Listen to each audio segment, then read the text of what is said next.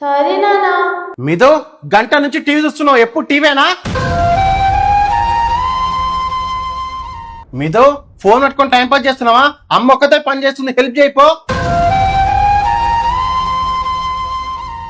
మిదు games ఆడుతున్నావా? వెళ్ళి చదువుకోపో. ఏ నాన్న ఎప్పుడు చూసినా తిడుతూనే ఉంటావు, ఎప్పుడు చూసినా ఏదో ఒకటి చెప్తూనే ఉంటావు. పో నానా.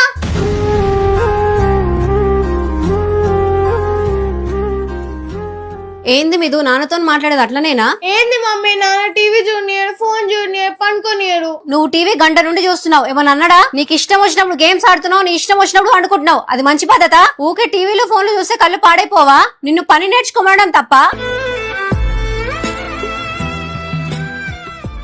ఒక్క విషయం గుర్తుపెట్టుకో మిదు, నువ్వు అడిగినవన్నీ క్షణాల్లో నీ ముందుంటున్నాయంటే దానికి కారణం ఎవరు? మీ నాన్న. మీ నాన్న తిడుతున్నాడో అంటున్నావు. నువ్వేదైనా మంచి పని చేస్తే ఫస్ట్ మెచ్చుకునేది మీ నాన్నే. అది గుర్తుండదా నీకు?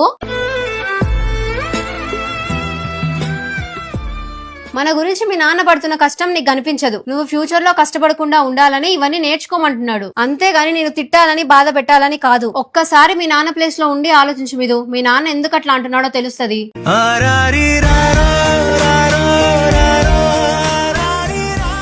Sorry mummy. నాకు కాదుమా చెప్పాల్సింది.